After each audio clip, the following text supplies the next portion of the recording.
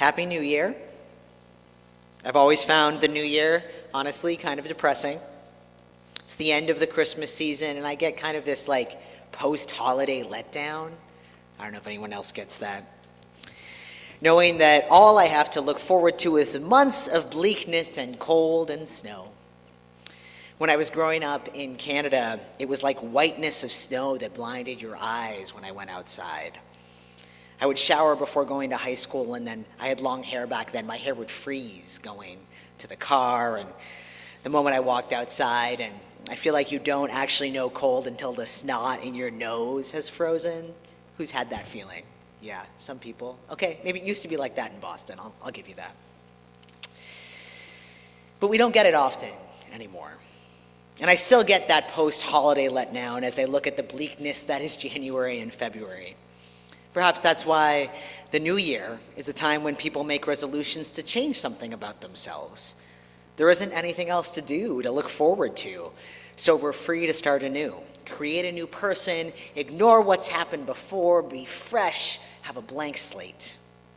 Well, what does it mean to start from a blank slate? Well, obviously, we're the same person from year to year. The arbitrary day that we collectively has decided goes from 2023 to 2024 is simply that. Arbitrary. Any day would be just as good to start a resolution. And the resolutions are obviously connected to who we were before, right? Go to the gym more, which implies that you went to the gym somewhat before, or lose weight, which of course comes with its own societal fat-phobic issues. Other common resolutions revolve around improving finances, stopping drinking alcohol or smoking, spending more time with family, or doing better at work. All of which are predicated on how much you were doing these things specifically before January 1st. So it's not really a fresh start or a blank slate. It's a comparison to what you did before. Even Sarah's resolutions, right? Read more books, same thing. So I was a little curious about how many people stuck with their New Year's resolutions for the year. And the number that I found online was 9%. And I don't have much information on this study, so let's take that with a grain of salt. But it was higher than I anticipated. I personally have never in my life stuck with a New Year's resolution. And I've made them. One year I made the resolution to become a vegetarian, only to eat crab literally the next day. Kind of by accident, but once I did it, I didn't want to go back. A whole year is an awfully long chunk to start with in making any change. So hard, in fact, that they found that the best strategy for alcoholics to quit alcohol, according to a study by Yale, is to use the one day at a time method. Not to say I'm not going to drink for a year or a month or have a dry January or even a week, but I'm not going to drink today. It's interesting because I stopped drinking alcohol about 5 years ago, in part because of medical issues and honestly, in part because I didn't have the healthiest relationship with it. Which is not to say that people can't, but I didn't. But I found the prospect of forever pretty tricky. And a year basically feels like forever. 365 days, I mean, can you conceptualize that? And if I decided to quit drinking forever, that might not have worked for me. It ignores the fact that right up until the moment I quit drinking, alcohol had been part of my life since I was a teenager. It had been something that my parents and others in my family engaged in. I live in a society ignores the fact that everywhere I go, everyone's drinking alcohol at social events, where let's grab a drink means let's grab an alcoholic drink, and it was hard. And that first year I did drink a few times, one when I couldn't bring myself to tell the hosts when I was a dinner guest that I didn't want any, but it's okay, because the next day I said, I'm just not gonna drink for today. But I don't feel like drinking alcohol anymore, now 5 years down the road, and I credit that to taking this one day at a time method. Okay, I'm gonna stop for a moment. I assume you're wondering what me talking about stopping drinking has to do with white supremacy. What a New Year's resolution has to do with white supremacy. Okay, several years ago, before I was a minister, I had a black colleague essentially tell me to do better. I had avoided a conversation with a white woman we were working with on her racism. I could tell it was happening, but I couldn't bring myself to talk to her about it. Deal with your people, my black friend said. But the job ended before I got a chance to talk to her. So I made the resolution there to stop engaging with white supremacy. Well, that's not entirely true. Or at least that's not what happened. You see, each of us has a moment when we begin to realize how the world is set up, that white people are given and afforded more privileges than others. And a black friend of mine described a moment in elementary school where he realized he was black and what that meant for him. That's not how it was for me. In school, I learned that racism was bad, that all people are equal, that we are all afforded the same opportunities. So I assumed that all I had to do to combat racism was to treat everyone the same. So if I made a resolution to be not racist, it was as if I was starting from zero, a blank slate. But that's not how white supremacy works. You see, I'm the descendant of European settler colonists who came to this continent and believed that there was a land that was theirs to tame, who participated in the genocide of the indigenous people of this land, who likely participated directly or indirectly in the slave trade or in enslaving people themselves. I am from Canada, but I have American ancestors. I was born only 20 years after the Jim Crow laws ended, the set of laws that enshrined civil rights or lack thereof for Black Americans in the South, and only 17 years after Dr. Martin Luther King Jr. was assassinated. I attended Cornell University, an Ivy League school, on a legacy admission because my grandmother went there during the Second World War.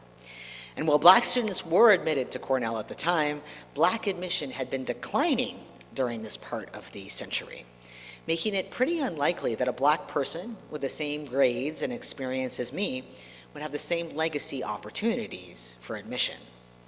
I was able to go to that school in part because my grandmother, my white grandmother, went there. And I paid for school with a combination of money from my parents, my grandparents, and student loans that were easily granted to me. I grew up in a home where my family owned their house and my grandparents owned theirs, in a city that had been redlined. Yes, it happened in Canada too, where people of color weren't allowed to live in certain undesirable neighborhoods, where black folks weren't able to create wealth in the same way my white ancestors did through owning a home. I live in a city now, Malden, that had redlining. I own a house, in part because of generational wealth, that was easier for my white family and my wife's white family to earn than it would have been for a black family. Not to mention the ways in which my white skin has afforded me trust and goodwill from strangers and friends alike. The older I get, the closer I come to looking like a person of authority, a white man to be treated with respect. My whiteness has given me resources that I'm sure I'm not even aware of. And growing up, of course, I watched TV shows that I didn't even notice that all the cast members were white, right? Like Friends. I saw families like mine represented everywhere. I could go on, but I'm going to stop there because I think you get it. The reality is that I can't just stop being racist and assume that I've done my part to end white supremacy. I was not born a blank slate, but the product of centuries of white supremacy, of my ancestors believing they were superior to black people and other people of color, and then acting in ways that materially changed what I was able to do. When I was born, there were chips already in play for how my life was to be. I wasn't a blank slate, pure and innocent. I was part of the systems that stopped long before I was born. Through no fault of my own, but it was true, right? Like I couldn't stop drinking.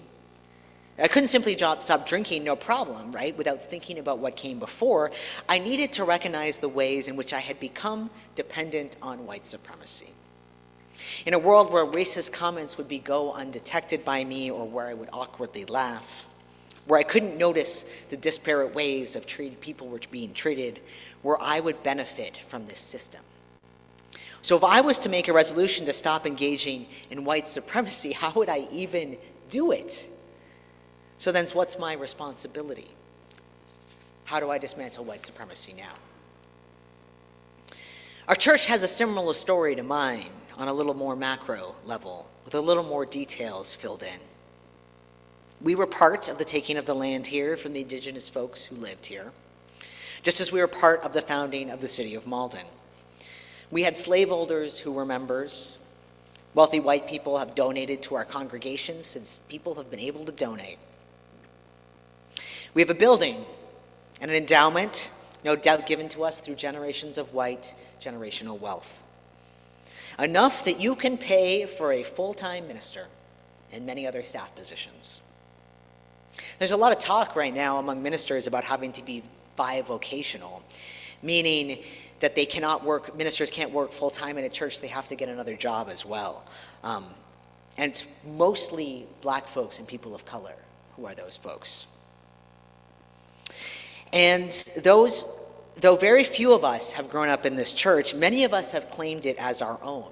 I certainly have. And I certainly benefit from you being able to pay me a full salary. But as a congregation, we cannot claim that we have a blank slate either, that we are simply existing and haven't had massive benefits from the generational wealth and privilege that came before us. So what do we do? Well, part of our goal for this year, our 375th anniversary, is to examine that. Make a resolution about that, if you will. One of those ways is that we're doing things like offering our space to groups that are made up of Black, Indigenous, and people of color, lending our space to those groups for free. So if you know any groups needing space, please get in touch. We also have a line item for reparations in our budget, which is $10,000 that our racial justice team will decide where it goes. But it's not enough, right? How do we disengage from white supremacy in our midst when we have stained glass of white people and white Jesus on our walls? And we've benefited from so much. It's an ongoing question. But I think part of it involves recognizing that we don't come from a blank slate. That when we become part of this congregation, we gain all the benefits and privileges of it, but also the responsibility of it. And we have to take a one-day-at-a-time approach. We have to consider what we can do in our greater world to help dismantle white supremacy, which doesn't mean we should necessarily sell our building and give away our endowment and stop existing in this moment, but it does mean we need to consider the responsibility that we have. It's a great responsibility. Over this month, we'll be talking about white supremacy in our midst and the way we as a church and a wider culture have internalized it. And I encourage you not to make a resolution today, but to think about how you can combat racism one day at a time. How can you disengage from white supremacy today? How can we disengage from white supremacy today?